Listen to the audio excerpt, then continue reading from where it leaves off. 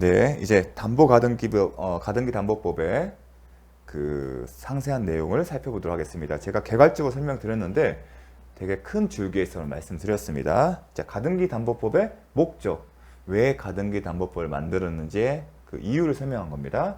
자, 사용물의 반환, 자, 빌린 돈, 변제에 관하여 차주가, 채무자가 이렇게 바꿔서 읽으시면 편해요.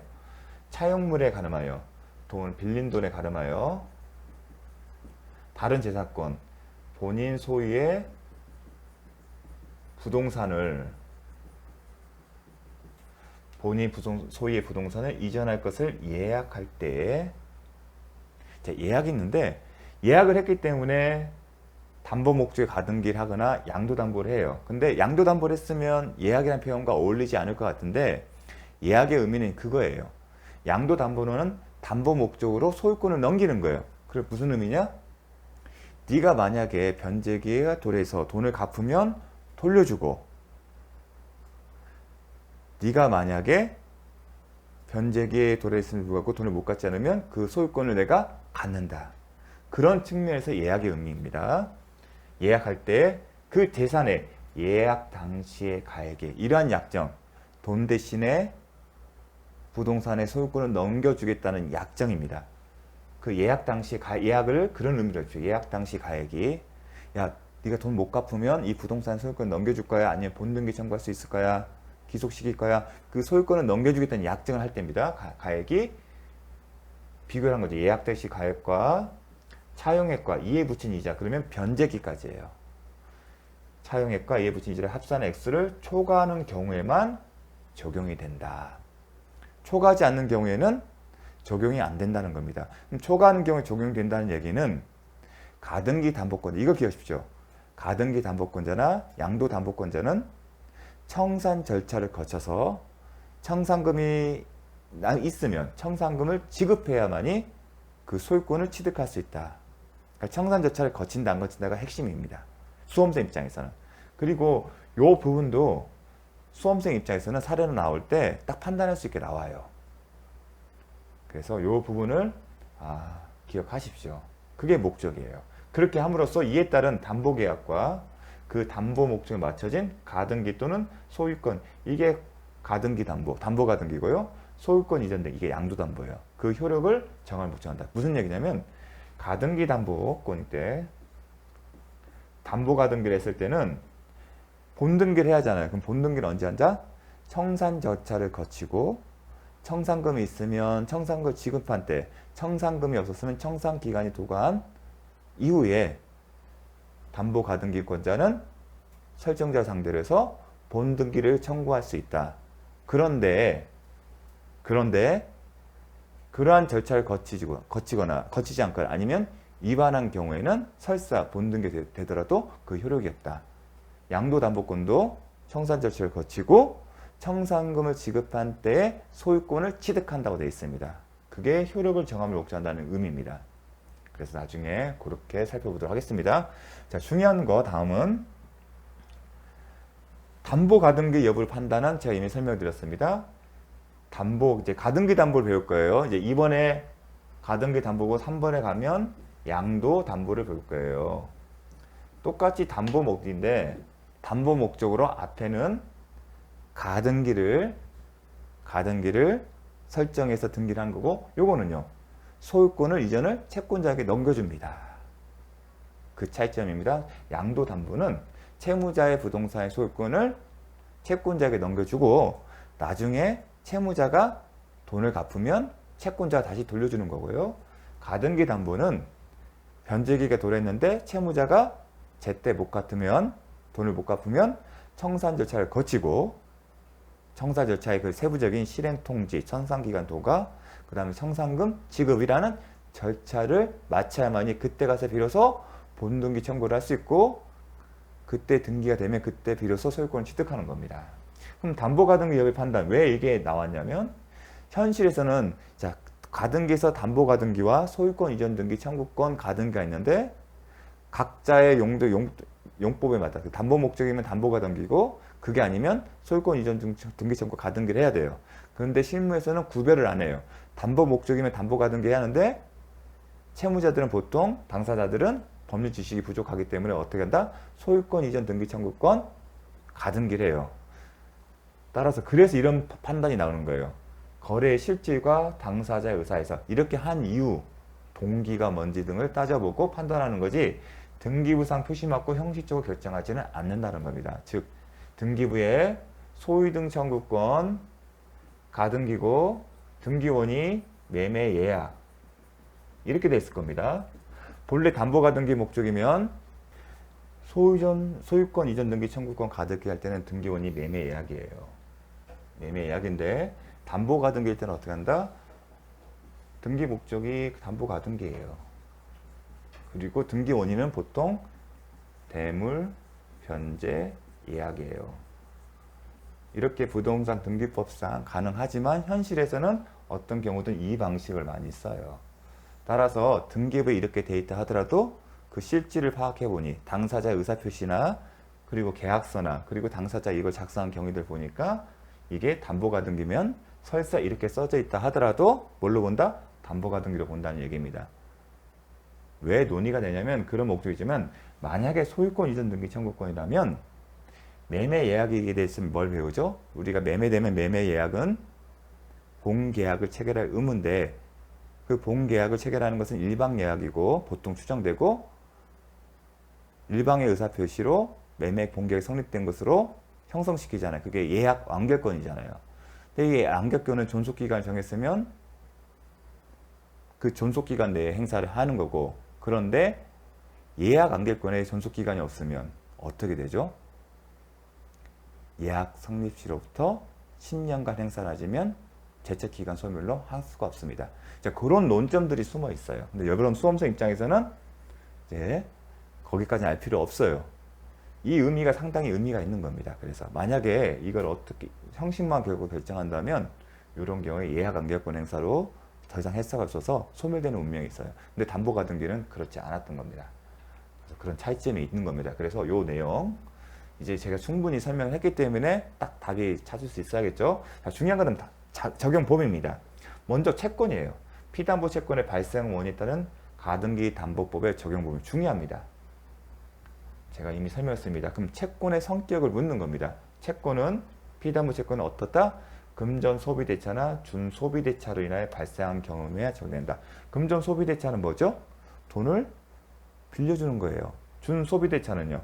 원래는 돈을 서로 주고 채권 채무 관계가 있었어요. 근데 그거는 금전 소비대차와 무관한 건데 당사자 합의의 그 성격을 바꾸는 거예요. 그래서 준이라는 걸 쓰는 거예요. 원래는 채권 채무 관계가 돈을 빌려주는 관계가 아닌데 당사자가 이미 발생한 채권 채무를 뭘로 바꾼다? 소비대차로 바꾸는 겁니다. 그래서 기억할 거는 이 소비대차예요. 소비대차. 돈을 주고 빌리는 거. 그 경우에만 적용되고 이 경우에만 적용된다는 얘기는 기타의 경우에는 적용이 안 된다. 예컨대 매매대금. 돈을 빌려주고 받은 게 아니죠. 공사대금도 마찬가지고요. 물품 선급금도요. 이게 돈을 주고 빌려받는 게 아니잖아요. 매매대금 반환 채권의 경우도 돈을 주고 받은 경우가 아니기 때문에 그 경우 가등기 담보법이 적용되지 않는다.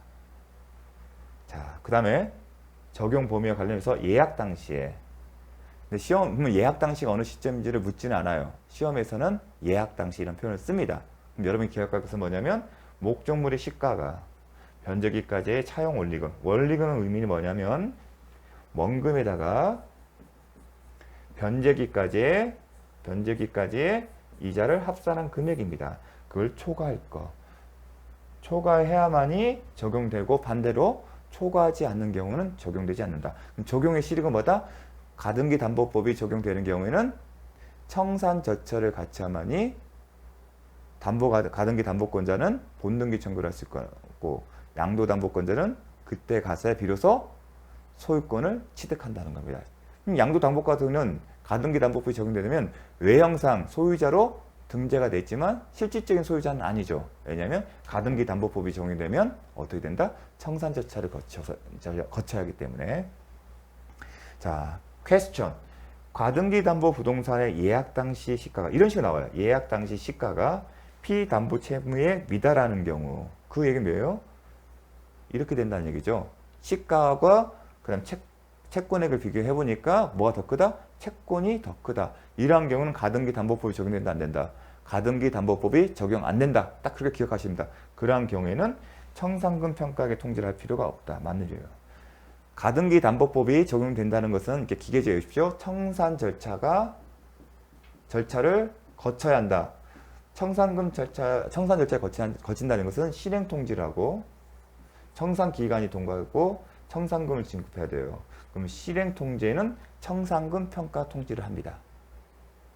이게 이제 이 절차 내용은 머릿속 기억을 해야 합니다. 달달달 외우셔야 돼요. 청산 절차를 거친다. 그게 뭐다? 실행 통지. 청산 기간 도가 청산금 지급. 실행 통지에는 뭐가 있다? 청산금을 평가해서 통지를 해야 합니다. 실행을 통지한다. 나 이거 실행할 거야 하려면 시가, 청산금이 얼마인지를 평가해서 통지를 해야 합니다. 그럼 청산금을 평가하려면 이 목적물의 시가가 얼마인지 그리고 채권이 얼마인지를 계산해야겠죠. 청산금 평가에 통지할 필요가 없다.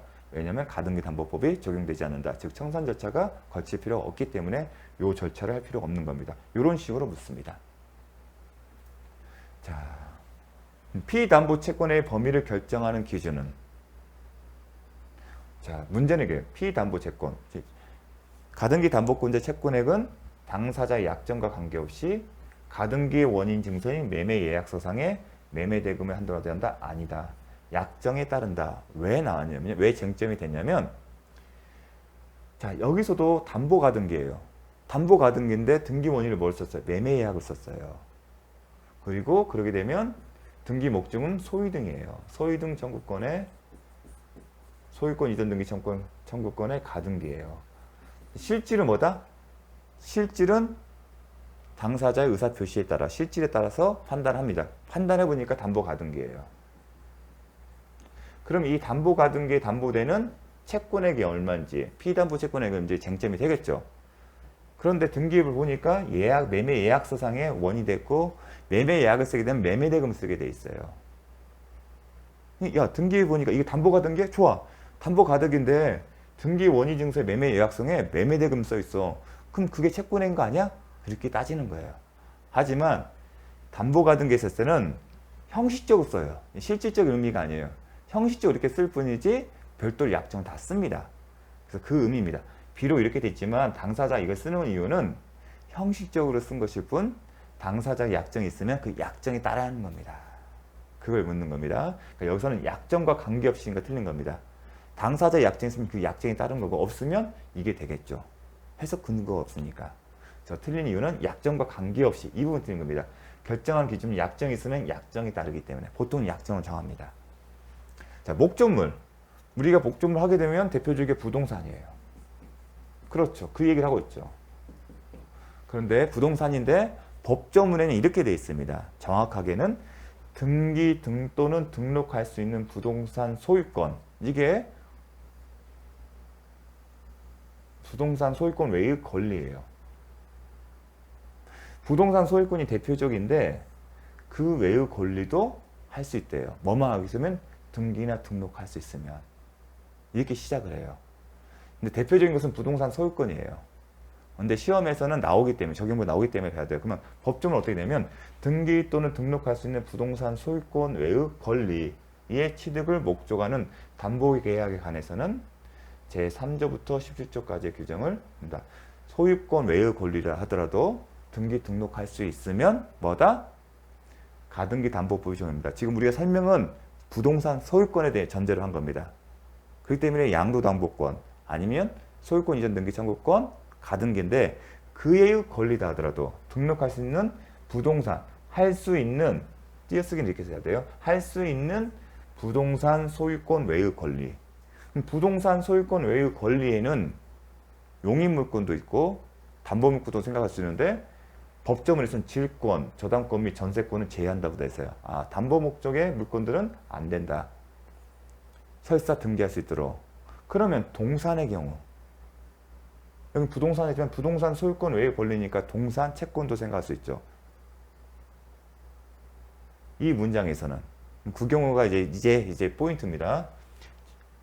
다만 동산, 채권 등의 담보에 관한 법률에 따라 담보 등기를 마친 경우는 그러하지 아니다.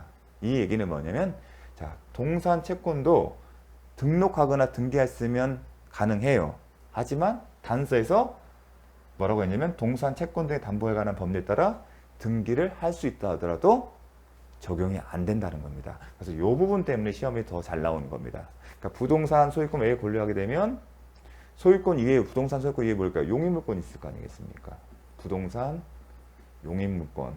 그리고 동산에 대한 권리를 생각하시는데 이 단서 때문에 설사 등기 등록할 수 있도록 동산 아니면 채권에 대해서도 포함이 되겠지만 이렇게 단서를 줬어요. 비록 등기나 등록할 수 있는 동산이나 채권이라 하더라도 할 수 없다. 그러니까 이게 법조문 자체를 해석하기 쉽지가 않아요. 그래서 정리했습니다. 가등기 담보법이 적용되기 위해서는 목적물을 원칙이 등기 또는 등록할 수 있어야 돼요. 그렇게 써 있으니까. 따라서 무허가나 미등기 건물에 관한 양도담보, 동산 양도담보, 채권 담보에 양도되면 원칙적으로 이 법이 적용되지 않는다. 왜냐하면 등기 등록할 수가 없기 때문에. 그리고 동산 양도담보, 채권 양도되면 원칙적으로 등기 등록할 수가 없어요. 그런데 법률이 생겼잖아요. 동산 채권 등의 담보에 관한 법에 따르면 이제 공시가 가능해요. 등기를 한다는 얘기 공시가 가능해요. 하지만 그렇다 하더라도 동산 채권의 담보에 관한 법에 따라 동사담보권, 채권 담보는 이를 등기할 수 있게 되었지만 그 경우에도 가등기 담보법은 적용되지 않는다. 결국 동산하고 채권의 경우에는 적용이 안 됩니다. 그리고 미등기나 무허가 건물에서도 안 되고요. 그래서 시험은 이제 동산과 동산 양도, 동산에 대해서 이제 출제가 됐습니다. 동산은 안 된다. 가등기 담보법이 적용이 안 된다. 아직 채권에 대해서는 얘기가 안 나왔어요. 부동산 위에 권리에서는 동산에 대해서만 나왔어요. 그래서 부동산이냐 동산이냐 이 둘 중에 명확하십시오. 부동산일 때는 등기가 가능해야겠죠. 무허가는 자체가 무슨 얘기입니까? 건축물 대장이 없다는 얘기고 그 얘기는 등기를 할 수 없다는 얘기예요. 미등기라는 얘기는 건축물 대장은 있는데 등기는 안 한 경우도 있어요. 그래서 요게 중요합니다. 결국은 여러분들이 동산 양도담보는 안 된다는 거. 설사 법률에 따라 담보가등기를 마쳤다 하더라도 안 된다는 겁니다. 자, 동산 채권의 담보에 관한 법률에 따라 동산 담보권, 채권 담보권이 등기할 수 있게 되었지만 등기 등록할 수 있는 거잖아요. 그 부동산 소유권 외의 권리에 해당되지만 그렇다 하더라도 이 단서 때문에 적용이 안 된다는 거 잘 기억을 해 주십시오. 그래서 출제 지문을 한번 볼까? 그 다음에 가등기를 해야 합니다. 근데 우리 비교할 게 뭐냐면 부동산 실명법에서 명의신탁 약정을 체결한 거 이외에 약정 체결해 그 약정에 기초해서 수탁자에게 소유권 이전 등기를 해야만이 부동산 실명법이 적용되는 건 아니죠. 그거 비교되는 겁니다. 약정은 그 약정 자체만 성립하지 더 나아가 반드시 수탁자 명의로 등기가 이루어져야만이 약정이 성립되는 것은 아니다. 반면에 가등기 담보법은 가등기 내지는 소유권 이전 등기야. 가등기 내지는 이건 뭐예요? 담보가등기고요. 담보가등기고 소유권 이전 이건 양도담보. 이러한 경우에서만 가등기 담보법이 적용된다. 자, 기출 34회 작년에 출제된 겁니다. 가등기 담보법이 원칙적으로 적용되는 것은 먼저 1억 원 차용. 항상 적용 범위는 채권과 관련된 것과 그 다음에 부동산이냐 아니면 동산이냐 이걸 물어볼 거예요. 1억 원 차용. 돈을 빌린 거네. 부동산에 관하여 근데 가등기나 소유권 이전 등기를 하지 않았어요. 이런 경우는 가등기 담보법이 적용이 안 된다. 가등기 담보법이 적용되려면 뭐 한다? 가등기 내지는 소유권 이전 등기가 되었습니다. 가등기는 담보가등기고 소유권 이전 등기는 채권 담보 목적으로 채권자 앞으로 소유권을 넘겨준 거예요. 이게 뭐죠? 양도. 담보 목적인데 양도를 했다는 겁니다. 소유권을 넘겨줬으니까 거의 특징을 착안해서 양도담보. 근데 양도를 해줬는데 보통 우리가 소유권 매매에 따라서 매매 계약에 따라 소유권 넘겨주면 양도라고 표현하잖아요. 그런데 양도는 양도인데 그 목적이 담보라는 겁니다. 그래서 담보를 써준 겁니다. 이건 안 되는 이유는 아직 가등기나 소유권 이전 등기가 안 됐기 때문에. 이건 맞는데 이게 안 돼서 그렇습니다. 매매대금 체분. 이건 채권에서 안 되죠. 채권의 범위는 항상 소비대차나 금전소비대차나 준소비대차인데 매매대금은 그에 해당되지 않기 때문에 설사 등기를 했다 하더라도 가등기납부법이 적용되지 않는다. 차용금 채권, 차용금은 오케이예요. 1억 원의 담보로 2억 원 상당의 시가에 대해서 대물 면제하고 가등기까지 했어요. 그러면 뭘 봐야죠? 시가와 채권액을 비교하는데 채권은 지금 1억 원이에요. 근데 시가는 2억 원이에요. 그러면 시가가 채권을 초과했기 때문에 적용된다. 이게 맞네요. 3번이네요. 담보 4번. 차용금 채무로. 차용금 채무니까 채권은 해당돼요. 3억 원의 담보로 3억 저당권이 설정된 4억 원. 시가예요. 이게 시가. 이건 채권액이요. 상당히 부동산에 대해 대물변제 예약을 하고 가등기까지 됐어요. 항상 예약을 원인으로 했는지 그건 중요치 않은데 시험은 예약을 원인으로 나옵니다. 그러니까 가등기 됐냐 아니면 소유권 이전 등이 됐냐 그것만 보시면 돼요. 근데 쟁점은 뭐냐면 3억 원이고 시가가 4억이면 시가가 초과돼요. 그럼 적용될 것처럼 보여요. 근데 문제는 뭐냐면 시가 4억짜리 부동산 뭐가 설정됐어요? 이미 우선 변제적 효력이 있는 2억 원의 저당권이 설정됐어요. 이 경우에 판단할 때 이 시가에서 이를 반영해서 판단할지 기준 초과되는 여부를 그냥 순수하게 시가만 놓고 볼 건지 아니면 이를 반영한 시가를 기준으로 해야 하는 건지. 대법원 판례는 이 경우에는 비록 시가가 4억이라 하더라도 2억 원의 저당권이 있으면 2억 원을 공제한 얼마? 2억 원을 기준으로 가등기 담보법 적용 여부를 결정한다. 그럼 2억 원이에요. 시가는 4억이지만 2억 원의 저당권이 있으면 빼요. 그럼 2억 원이죠. 그럼 2억 원과 채권을 비교하는데 초과해요. 미달하잖아요. 그럼 가등기 담보법이 적용되지 않는다. 요게 좀 잘 기억을 하셔야겠죠. 재산가액에서 요 피담보책 2억 원을 공제한 금액을 가지고 판단합니다. 왜냐하면 선순위거든요. 임의가 있다는 얘기는 이미 저당권이 있다는 선순위라는 얘기예요. 즉 가등기 담보가등기와 비교했을 때 순서를 따지면 저당권이 우선 있고 그 다음에 담보가등기가 있어요. 그 결과 담보가등기 실행에 의해서 본등기를 하더라도 사적 실행이기 때문에 이 저당권이 선순위에 말소가 안 돼요. 계속 살아가요. 즉 이 본등기할 때 이 저당권이 따라와요. 그렇기 때문에 이걸 고려하는 겁니다. 그걸 반영을 해서. 왜냐면 이 2억 원을 인수를 해야 하기 때문에 누가? 채권자가. 민사집행법에 따르면 다 이런 게 말소가 되지만 사적 실행, 즉 권리취득에 의한 실행, 가등기 담보법에 따라서 이루어지는 사적 실행 경우는 담보가등기보다 앞선 선순위 저당권은 살아남아요. 그래서 그런 특징이 반영된 것을 반영한 겁니다. 자, 1억 원을 차용했으니까 채권은 맞아요. 2억 원 상당, 뭔가 초과돼요. 근데 그게 뭐다? 그림이에요. 이거는 동산이에요. 동산 양도담보로 적용된 거, 소유권을 넘겨준 경우는 동산 양도담보에는 등기 등록 여부에 상관없이 적용이 안 된다. 요게 자 나왔습니다. 간단한 문제 같지만 되게 기본적인 문제지만 되게 중요하고 정말 괜찮은 문제예요. 자, 가등기 담보법이 적용돼요. 적용이 되면 이제 그 성격들을 보는 거예요. 가등기 담보권은 저당권에 유사한 담보물권입니다. 왜냐하면 가등기 담보법에 따라 채권자가 자신의 권리를 실행하는 방법에는 중요한 사적 실행도 있지만 경매 청구도 있어요. 이 담보 가등기에 기쳐서 경매를 청구하는 거예요. 경매 청구권. 우리 전세권 할 때도 경매 청구권이 있었고 유치권도 경매 청구권이 있었잖아요. 마찬가지로 가등기 담보법이 적용되는 경우에 담보 가등기자는 가등기 담보권자는 사적 실행, 청산 절차를 거쳐서 본등기 청구하는 거지만 내가 이거 갖는 것보다는 그냥 경매 절차를 진행해서 환가대금에서 우선 변제 받을 거야. 그런 관념 생각할 수 있어요. 그런 경우 뭘로 판다? 저당권을 평가해요. 그때는 저당권을 봐요. 그래서 저당권에 유사한 담보물권을 평가합니다. 가등기 담보법이 적용되는 경우에는 그 법정 성질을 저당권에 유사한 담보물권을 봅니다. 그러면 이 담보권의 이전 재산권이기 때문에 저당권에 유사한 담보물권 때문에 양도성이 긍정돼요. 다만 어떤 형태로? 기존에 만든 비담보채권부, 담보채권부, 저당권과 마찬가지로 부기등기의 형식으로 그리고 저당권의 성격을 갖고 있기 때문에 저당권에 해당되는 가등기 담보권만 따로 분리해서 처분하지 못한다. 기억나죠?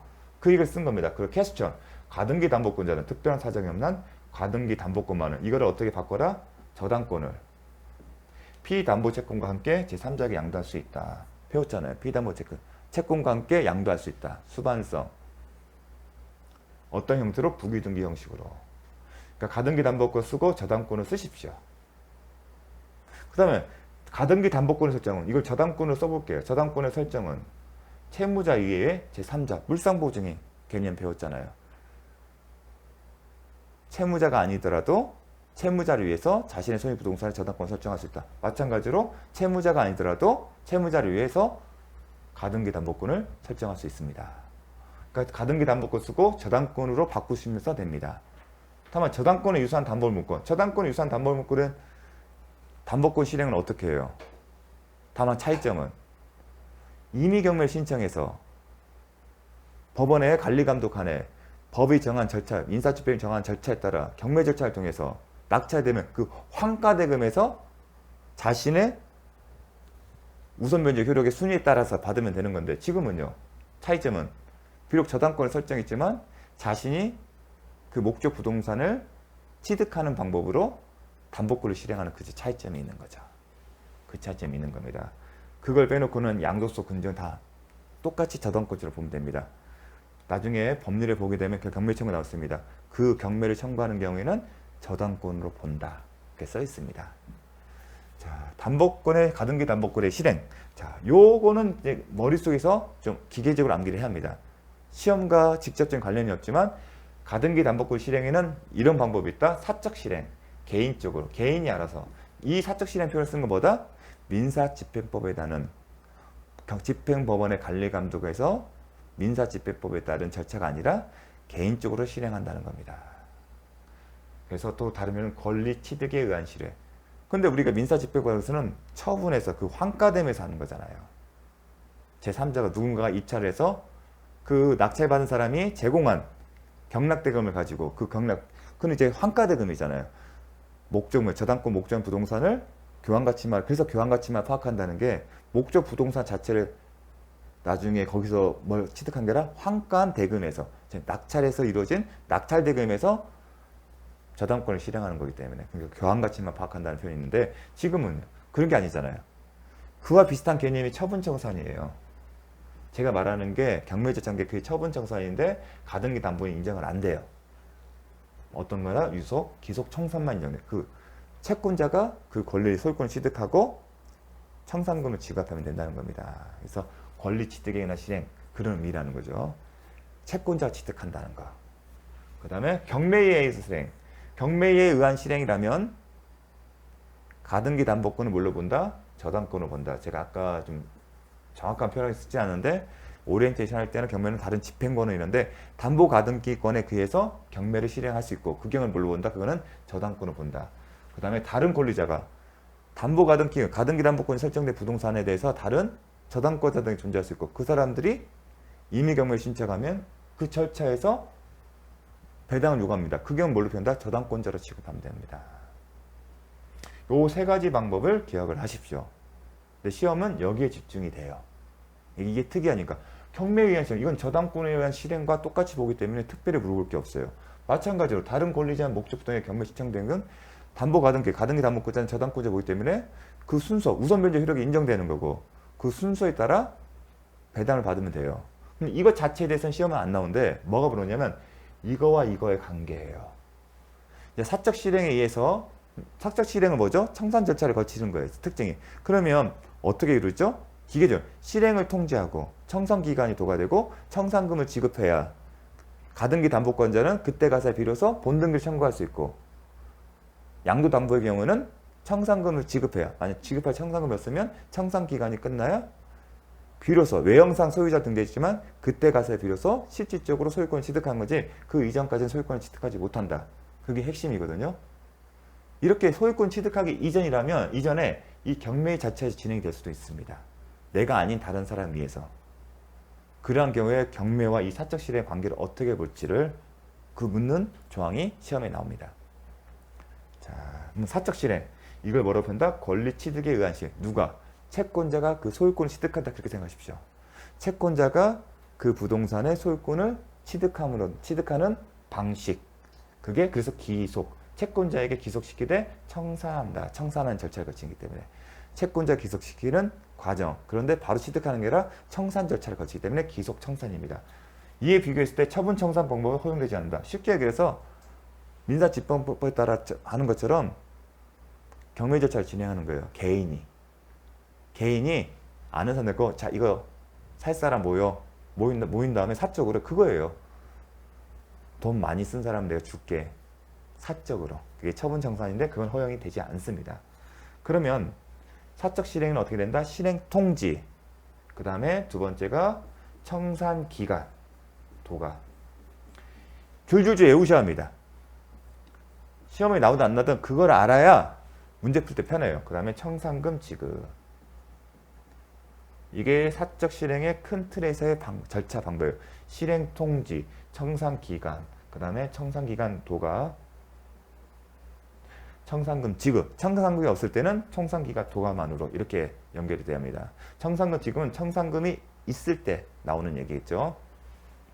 자, 법조문에 이렇게 써 있어요. 담보권 실행의 통지와 청산기간. 어떻게 되면 채권자가 담보계약에 따른 담보권을 실행하여 담보 목적 부동산의 소유권을 취득하기 위해서는, 즉 사적 실행을 담보권을 담보 목적으로 가등기 담보권을 설정했고, 그런데 채무자가 변제기에 채무를 이행하지 않아요. 그 담보권 실행을 통해서 실행을 하는데 어떤 방법으로? 소유권을 취득, 즉 권리 취득에 의한 실행의 방법으로 담보권을 실행하는 경우, 그거예요. 담보권 실행 방법이 소유권 취득의 방법. 이게 기속청산 또는 권리 취득에 의한 실행을 하기 위해서는, 이걸 하기 위해서는, 즉 기속청산을 하기 위해서는 뭘 한다? 채권의 변제기, 당연히 변제기가 도래하죠. 담보권 실행은 변제기가 도래했음에도 불구하고 채무자가 자신의 채무를 이행하지 않아야 하기 때문에, 돈을 갚지 않았을 때 먼저 청산금의 평가액을 채무자 등에게 통지하고, 이게 중요해요. 그래서 청산금 평가액을 채무자 등에게 통지하고, 이것도 암기를 하셔야 합니다. 그 통지가 채무자 등에게 도달한 날로부터 2개월이 지나야 한다. 이 문장 전체를 암시십시오. 자, 기속 청산을 하기 위해서는, 아니면 담보권 실행의 방법으로 이 방법을 택했다면 뭘 해야 한다? 청산금의 평가액을 누구한테? 채무자 등에게 통지하고, 그리고 통지가 채무자 등에게 이 채무자 등에게는 도달한 날부터 몇 개월? 2개월이 지나야 합니다. 이게 청산기간이 경과되어야 합니다. 청산금 병가, 실행 통지, 그리고 청산기간 도관. 그런 다음에 청산금이 없다고 인정 경우는 그 뜻을 통지한다. 통지할 때 설사 남는 청산금이 없다 하더라도 그러한 사실을 통지해야 한다는 겁니다. 근데 기억할 것은 일단 채무자 등이에요. 채무자 등이라면 채무자 이외에 다른 사람인데, 가장 이 얘기죠. 소유권을 뺏어간다는 얘기잖아요. 그럼 채무자가 소유자와 같은 경우에 상관이 없겠죠. 그런데 채무자, 소유자 다른 경우 있죠. 물상보증인 또는 예약할 당시에는 채무자, 소유자가 같겠지만 담보가등기, 저당권이 설정이 됐다고 해서 그 부동산 처분이 금지된 건 아니잖아요. 즉 담보가등기, 가등기 담보권이 설정되기 위해 소유권을 취득한 제3자, 이 사람들이에요. 이 사람에게 통지를 하고요. 그 통지가 도달하면, 여기까지는 묻지 않는데, 이러한 사람들이 존재하면 이 사람 전부한테 도달해야 돼요. 한 사람만 도달하는 게 아니라 이 사람들이 전부 도달한 날로부터 전부 도달해야 돼요. 채무자가 한 명이면 이 사람한테면, 채무자 따로 있고 소유자가 따로 있으면 채무자뿐만 아니라 소유자 모두에게 도달하는 날로부터. 왜냐하면 나중에 본등기 청구할 때 이걸 다 제출해야 돼요. 부동산 등기 등기법 외에 담보가등기에 의한 본등기 청구할 때 그 업무 처리 지침에 따르면 이런 것들 다 증명을 해야 돼요. 그래서 내용 증명 보냅니다. 그 여담으로 하십시오. 통지를 해야 합니다. 그 다음에 이 평가액이 없을 때 시험은 이 2개월이 중요하고요. 또 하나가 없다 하더라도 통지를 해야 한다는 거. 왜냐하면 이 청산금의 평가액이 객관성을 담보하지 않기 때문이에요. 이게 통지를 누가 하죠? 채권자가 해요. 우리가 그럼 직관적으로 생각하려면 이 청구할 때 간접평가업자를 통해서 공정하게 했다는 전제에서 해야만이 의미가 있을 것 같은데 그걸 담보할 수가 없어요. 민사집행법에 따른다면 법원의 관리감독에 법원이 선정하는 사람이 하기 때문에 공정할 텐데 백날 공정공정 얘기를 하지만 이 감정평가사를 선정하는 것은 누구예요? 채권자잖아요. 이 감정평가사를 선정하는 과정에서 채무자 의사는 전혀 개입이 안 돼요. 그러니까 뭘 하더라도 공정성이 담보가 안 돼요. 따라서 이 사람이 아무리 공정하게 했다 하더라도 청산금이 안 나온다면 그거는 다툼의 소지가 여지가 있는 겁니다. 그래서 통지를 하는 겁니다. 그 얘기는 이걸 받아본 채무자 등에게 이 그 평가액에 대해서 네가 만족 못하면 차라리 네 돈 갖고 변제하고 어떻게 다른 데 돈 빌려서 갚고 그냥 끝내버려. 그런 기회를 주는 겁니다. 만약에 청산금 평가액을 받는데 자기 생각한 만큼 나온다면 이의 제기하지 않고 그냥 그래 너 가져가고 난 돈 받아갈게. 그렇게 끝낼 수도 있으니까요. 그런 의미가 있습니다. 그래서 기억할 것은 이 청산금 평가액은 따라서 주관적인 것도 포함된다는 걸 기억하십니다. 시험에 잘 나옵니다. 이 사람이 아무리 했다 하더라도 그건 주관적 평가액이에요. 감정평가업자를 통해서 객관적 한다 하더라도 공정성 담보할 수 없습니다. 왜? 이 감정평가서를 누가 뽑는다? 채권자가 뽑기 때문에. 돈 주는 사람 편에서 일을 하겠죠. 그렇게 생각하시면 됩니다. 그래서 요 조문 자체는 진짜 암기를 하셔야 합니다. 달달 외우셔야 합니다. 그래야 가등기 담보법을 이해하기 쉽습니다. 자, 1항에 따른 통지의 통지 당시에 통지의 청산금 평가액이잖아요. 청산금 평가액이라는 게 그거예요. 취득하고자 하는 목적 부동산의 시가와 그 다음에 그 통지 당시에 채권이 얼마인지예요. 그리고 남는 게 있으면 그게 통지하면 된 거. 그게 나머지가 청산금인 거죠. 예컨대 그걸 풀어 쓴 겁니다. 담보 목적 부동산 평가액과 민법 360조에 규정된 채권액을 밝혀야 한다. 통지 당시. 야, 통지 당시에 이 부동산의 시가는 얼마고, 근데 이 시가는 기준이 없어요. 어떻게 하는 기준이 없어요. 이게 만약에 뭐 국민은행이 밝힌 아니면 주변 시세에 자기가 파악해서 한 것도 상관없어요. 아니면 감정평가를 통해서 한 것도 상관없고요. 어떤 경우는 상관없습니다. 그 시가와 통지 당시 자기의 채권, 원금과 이자를 말합니다. 밝히라는 겁니다. 그래야만이 시가와 채권액을 알아야 청산금이 나올 거 아니겠습니까? 시가에서 채권을 뺀 게 남는 게 있으면 그 구체적으로 얼마인지, 남는 게 없으면 0이 되겠죠. 그 얘기는 한 겁니다. 따라서 통지 당시겠죠. 당연히 통지 당시에. 그리고 360조면 단서 규정이 있죠. 지연이자는 1년 분한다. 그런데 그것까지 묻지 않습니다. 가등기 담보 수험생 입장에서는 평가액과 채권을 밝힌다. 시험 여기서 나와요. 여기서 나왔어요. 어디 나냐면 부동산이 둘인 상경에는 각 부동산 소유권을 이전해서 소멸시키고자 하는 채권과 그 비용을 발표한다.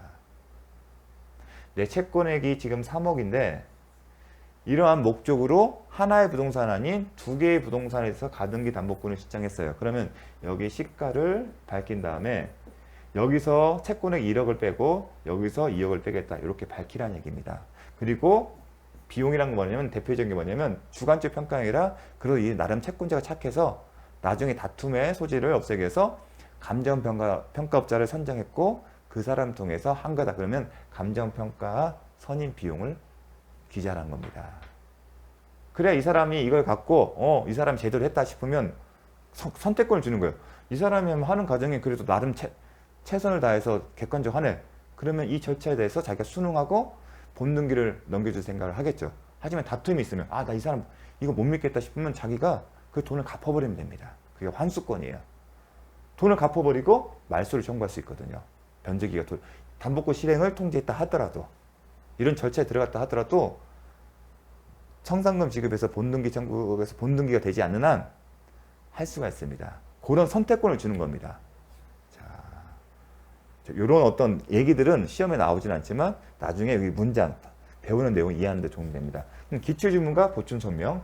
청산금 평가액은 통지 당시에 담보 목적 부동산 가액에서 통지 당시 360조에 규정된 채권액을 뺀 금액이다. 자신의 채권액이죠. 그런데 더 나아가 후순위권자는 포함되지 않는다. 후순위 피담보 채권액은 포함이 되지 않는다는 게 중요합니다. 그 결과 담보권자가 가등기 담보권자가 담보권 실행을 통해 우선 번지 받게 되는 이자나 지원 배상금 등은 통지 당시 규정 확정되는 겁니다. 이 통지 당시에 비로소 그 채권액이 확정이 되는 거고 그 금액에 대해서 우선 변제 효력이 있다는 겁니다. 기억할 건 뭐냐면 후순위 권리자의 평가를 할 때 권리는 포함되지 않습니다. 포함되지 않으면 왜 이게 포함되지 않느냐면 그 배경에는 가등기 담보권 설정 이후에 시간적으로 설정 이후에 뭘 하냐? 저당권이 설정되거나 아니면 가등기 담보권이 설정되거나 아니면 전세권이 설정된 경우야. 그런데 가등기 담보권 이후에 설정된 이 후순위 권리들은 후순위 권리는 이 개념이거든요. 이 가등기에 대한 본등기가 이루어지면 본등기에 대한 이 담보 가등기 또한 가등기 때문에 순위 보존적 효력이 있어서 이게 직권 말소가 돼요.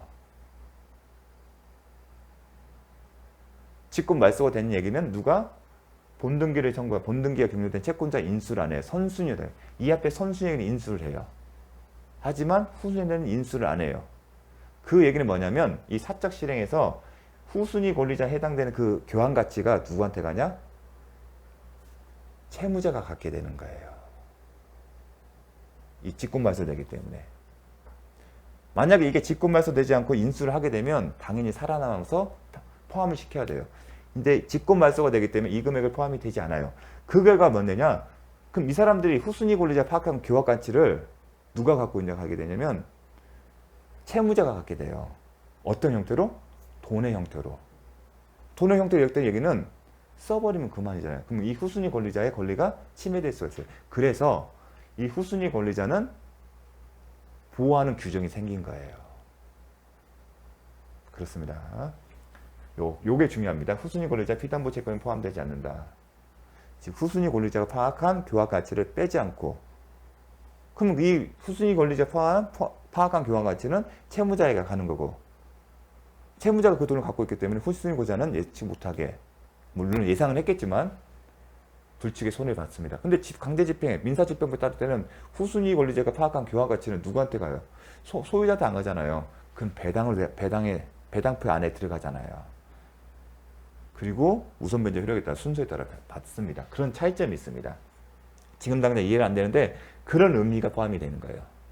그래서 이 부분이 시험에 나오는 키포인트가 된 겁니다. 평가를 할 때는 포함되지 않는다. 요거는 시험하고 나오진 않는데 그런 의미라는 겁니다. 마치 근저당권에서 피담보 채무가 언제 확정되냐가 중요한 것처럼 담보 가등기도 그 시점에 확정돼야만이 우선 변제 효력이 인정되는 채권액이 결정되면 그렇습니다. 마찬가지로. 자, 두 번째, 채권자는 주관적인 평가원, 자기 마음대로 평가한 청산금 평가를 통지하면 족하다. 이게 표현이 중요합니다. 청산금을 통지할 때, 평가액을 통지할 때 기준이 없다는 겁니다. 그냥 자기 마음대로 하더라도 통지로서는 효력이 있다는 겁니다. 왜냐하면 이 단계에서는 어떻게 할 수가, 공정성 확보할 수가 없어요. 왜냐하면 민사집행법에 따른 절차가 아니라 개인적으로 실행하는 거기 때문에. 대신에 그 금액에 불만이 있거나 이 평가에 불만이 있으면 또 그거 만족 못하면 가등기 그 담보권 설정자는 돈 갖고 그 담보 가등기 말소해버려. 그렇게 보호를 합니다. 가등기 담보권은. 그게 싫으면 네가 돈 갚아버려. 그거예요. 족하고 설사 주관적 평가액이 정당하게 평가된 청산금, 객관적으로 평가했을 때의 액수에 미치지 못한다고 하더라도 실행 통지로서는 효력에 아무리 영향이 없다. 이게 시험에 잘 나옵니다. 왜냐하면 직관적으로 납득이 안 돼요. 그런데 이건 사적 실행이에요. 우리가 이런 절차를 딱 떠오르면 민사집행법의 경매 절차가 딱 떠오른단 말이에요. 공정성, 객관성. 하지만 이건 사적 실행. 그게 못마땅하면 돈 갚고 끝내라는 겁니다. 제가 그렇게 썼으면 채무자에게 불리할 경우 주관적 평가액은 평가액이 1억이에요. 그런데 객관적으로 평가하게 되면 원래 2억이어야 돼요. 그럼 어떻게 보완할까? 채무자는 정당하게 평가된 청산금 변제 받을 때까지 이전 등기의 인도를 거절하는 한편 계속 거절만 하는 게 아니라 뭘 한다? 채무 전액을 채권자에게 지급하고 말소를 청구했다. 이게 환수권이에요. 쉽게 그래서 이게 불만족스러우면 네가 돈 갚을 때까지 지연이자나 약정이자 다 원금이나 다 갚아버리고 말소 청구를 하는 거예요. 거절하면서. 야 이거 정당하게 평가되지 않았으면서 거절하면서 시간 벌면서 갚아버리라는 거예요. 근데 이렇게 너무 질질 끄면 안 되고 또 나중에 공탁을 할 수가 있기 때문에 변제 공탁을 할 수 있거든요. 채권자가. 빨리 돈을 갚아야 한다. 수험생 입장에서는 아 이렇게 시험에 나오진 않아요. 그냥 환수권만 있다. 이게 뭐다?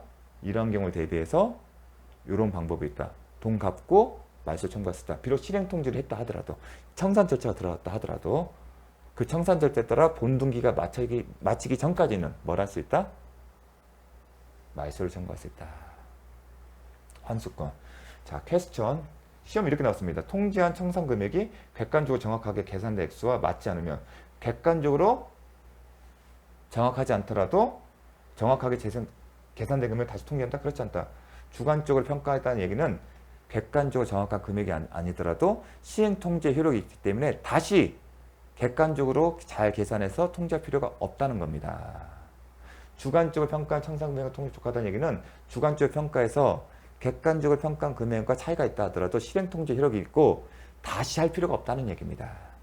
이게 출제 지문이었습니다. 자, 잠시 쉬었다가 살펴보겠습니다.